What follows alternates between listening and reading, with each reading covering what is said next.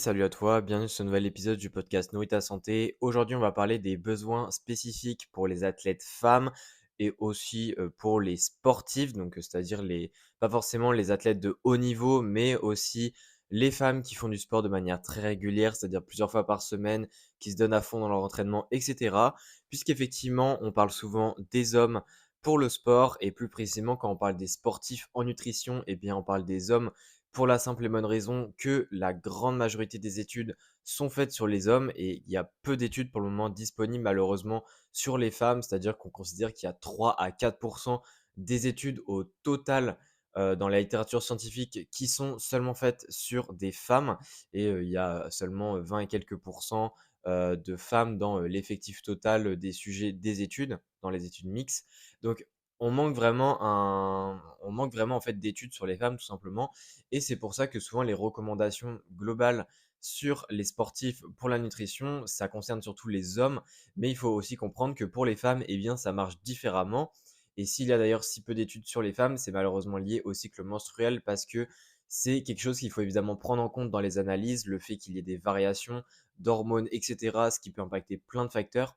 Et ça coûte évidemment de l'argent et la plupart des chercheurs n'ont pas forcément les moyens pour le faire. Donc, évidemment, c'est quelque chose qu'il faut résoudre, mais ça explique en partie pourquoi est-ce qu'il y a beaucoup moins d'études qui sont faites seulement chez les femmes. Mais justement, j'avais envie quand même de parler de ce sujet, c'est-à-dire que j'ai quand même trouvé des études qui sont seulement faites sur les femmes, donc les fameuses études qui font partie des 3%.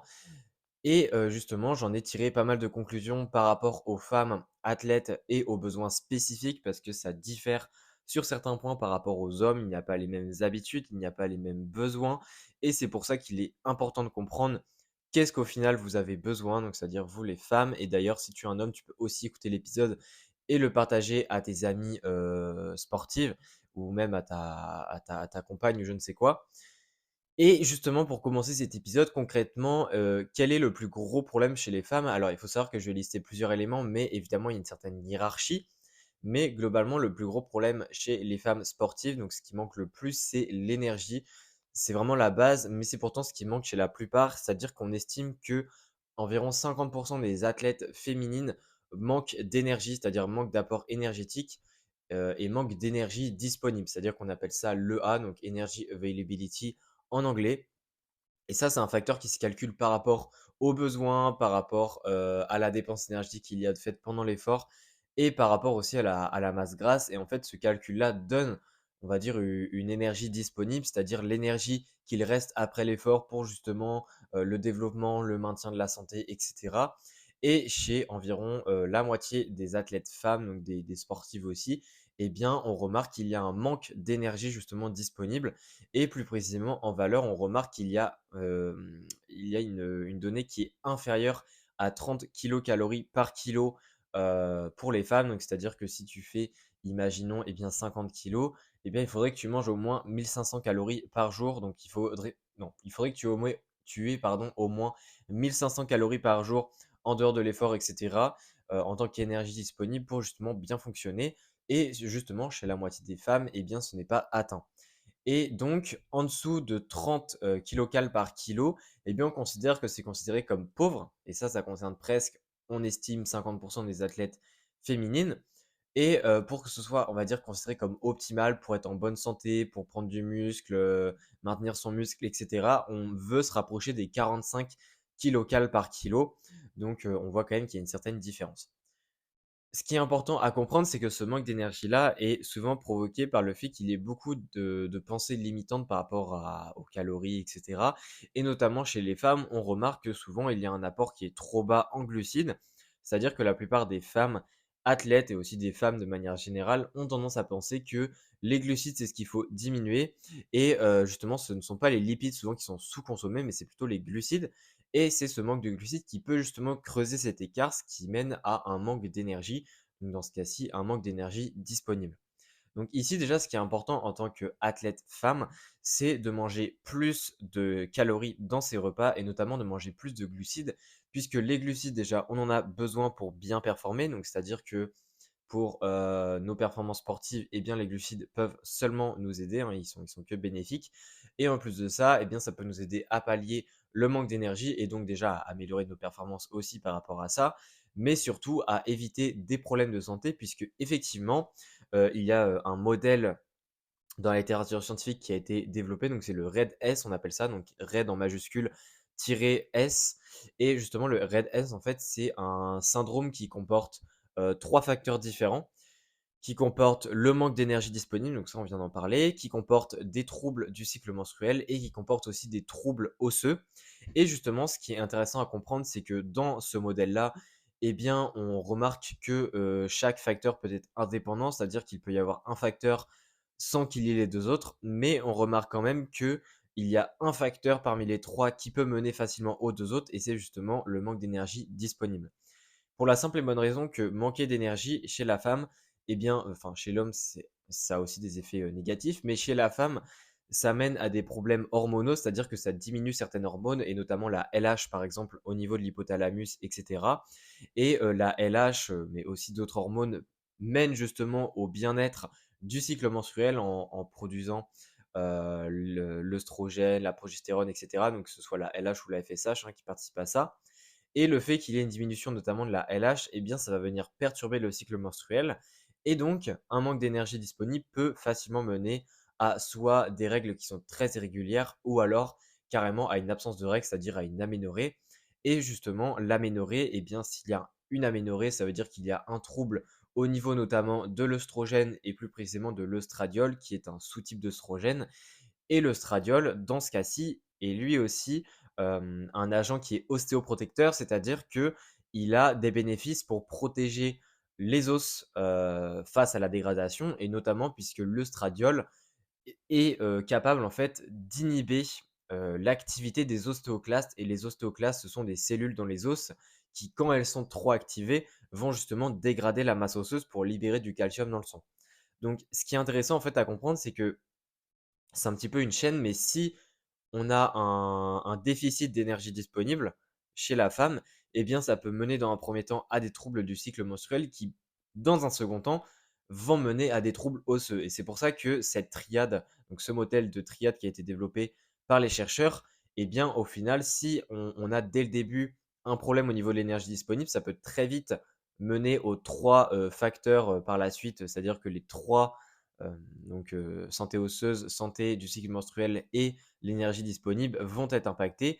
Et ça, c'est quand même important de le savoir puisque ça montre que, encore une fois, et c'est pour ça que je l'ai dit en début d'épisode, l'énergie disponible, le fait de manger assez, etc., et notamment de manger suffisamment de glucides, est super important pour la femme et pour éviter qu'il y ait des problèmes par la suite et que ça vienne, on va dire, faire effet boule de neige, qu'il y ait de plus en plus de soucis au fur et à mesure du temps.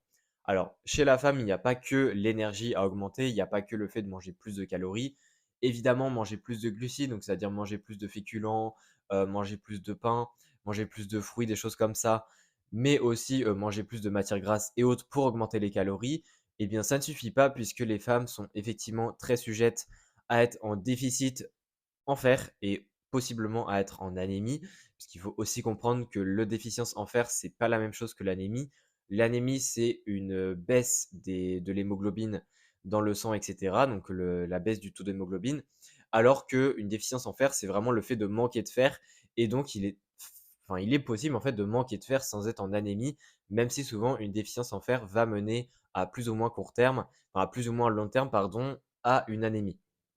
Donc ici, ce qui est important, c'est bien, en tant que femme, si on est déficiente en fer, en faisant une prise de sang et cetera et qu'on se rend compte qu'on manque de fer, donc par rapport à la ferritine et autres, eh bien, même si c'est un peu plus complexe de diagnostiquer, la déficience en fer, c'est pas seulement la ferritine.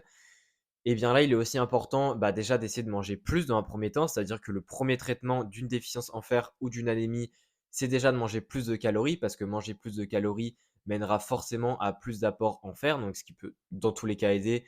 Et le fait de manger suffisamment de calories va aussi, en ne perdant pas de poids et cetera, aider à éviter que l'anémie ou la déficience en fer viennent encore plus poser de problèmes. Mais évidemment, dans un second temps, si l'apport calorique en plus ne suffit pas à pallier cette déficience, eh bien, il faudra peut-être se supplémenter. Donc évidemment, privilégier des sources en fer, en aliments, et cetera, c'est important. Mais quand ça ne suffit pas, eh bien, la supplémentation peut être intéressante. Dans ce cas-ci, ça nécessite d'aller voir un médecin, et cetera, une ordonnance, parce que le fer, on peut très vite être en surdose et la surdose est aussi très très mauvaise pour la santé.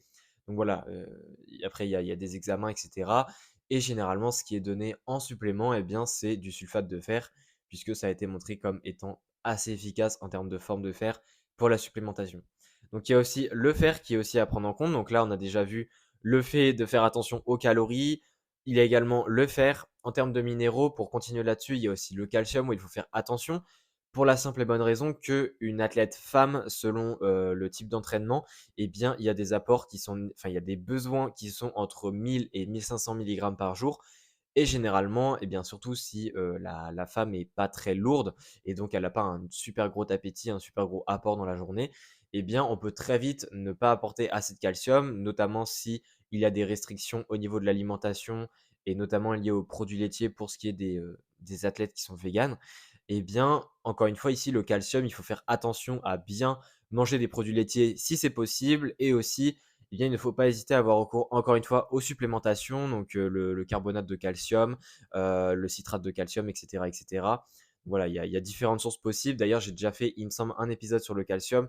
N'hésite pas à aller l'écouter, mais encore une fois, ça peut être une solution possible.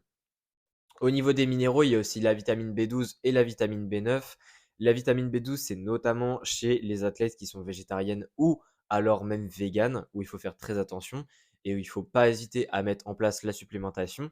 Et la B9, c'est pareil, il faut faire attention et il ne faut pas hésiter à supplémenter, notamment chez les athlètes qui ont un projet de gestation, puisque, encore une fois, la B9, si on en manque pendant la gestation, ça peut être carrément fatal pour le bébé et être très détrimentaire pour la santé de la femme. Donc, c'est super important aussi d'y faire attention. Évidemment, là, j'ai parlé des micronutriments, j'ai parlé enfin, des vitamines et des minéraux, mais il n'y a pas que l'énergie et les vitamines et minéraux. Ce qu'il faut aussi faire attention, et ça c'est pareil chez les hommes, c'est au niveau des protéines. On estime qu'il faut 1,2 à 2 grammes de protéines par kilo de poids de corps. Donc, si on reprend un poids d'une femme qui a 50 kilos, eh bien, on a besoin entre environ on estime entre 100 grammes, donc 100 grammes maximum et 60 grammes. Donc voilà, on est à peu près à 60 à 100 grammes par jour, voire peut-être 75 grammes. Ça reste quand même une fourchette assez intéressante, puisque on estime que 1,6 grammes par jour, par kilo par jour, pour la plupart des femmes athlètes, c'est largement suffisant. Et c'est même d'ailleurs optimal, c'est-à-dire que ça évite d'aller à 2 grammes pour que ce soit trop compliqué à atteindre. Et ça évite d'être à 1,2 grammes dans le cas où ça peut être peut-être insuffisant pour la masse musculaire, pour se régénérer, etc. Donc, ici, c'est important de bien mettre des sources de protéines dans la journée, donc tout ce qui est viande, poisson, œufs, légumineuses, etc. Et ne pas hésiter aussi à avoir recours aux protéines en poudre.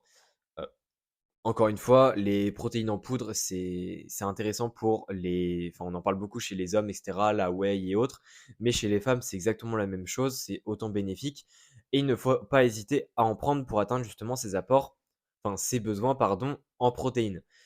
Donc j'ai aussi ce qu'il faut faire attention, c'est tout ce qui est hydratation, notamment au fait que, le cycle menstruel peut possiblement avoir un impact sur l'hydratation et sur le statut, d'hydratation tout simplement. Puisque durant la phase lutéale, on estime qu'il y a peut-être plus de risques de déshydratation que durant la phase folliculaire. Ça reste quand même une hypothèse, il n'y a pas encore énormément de recherches à ce sujet-là qui démontrent vraiment que c'est nécessaire, mais en tout cas, il y a pas mal de on va dire, de mécanismes et autres qui peuvent montrer que possiblement boire plus d'eau durant la phase lutéale serait mieux.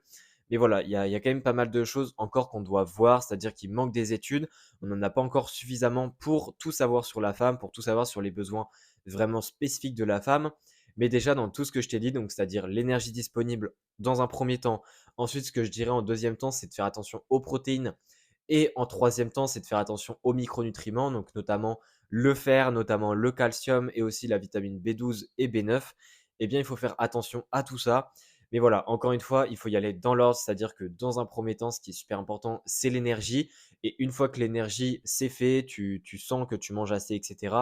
Paf, tu passes à la deuxième étape qui sont les protéines, etc., etc. Parce que si tu veux tout faire en même temps, ça sera trop d'un coup, tu n'y arriveras pas. Enfin, ça va être trop de volume d'un coup. Il y aura trop de choses à mettre en place et ça va pas être bon pour que tu puisses adhérer à ton alimentation et donc réussir à tenir ça, on va dire, à long terme, parce que c'est évidemment le but. Donc voilà, j'espère en tout cas que cet épisode t'aura plu. J'ai essayé de donner quand même un petit peu un côté pratique, de donner ça dans un ordre spécifique. Encore une fois, si tu veux plus d'informations sur, par exemple, les sources de fer, comment avoir de bons taux de fer, comment avoir de bons taux de calcium, de B12, et cetera. J'ai déjà fait des épisodes sur ce sujet-là, donc n'hésite pas à taper dans le moteur de recherche de ta plateforme d'écoute, nourris ta santé, vitamine B12 ou alors, fer ou alors calcium et tu trouveras des épisodes au sujet pour aussi bien savoir à quoi ça sert, mais également et surtout où est-ce qu'on les trouve et comment en avoir de bons taux. Donc n'hésite pas en tout cas si tu as des questions à me les poser sur Instagram en m'envoyant un message et on se dit à la prochaine. Allez, ciao.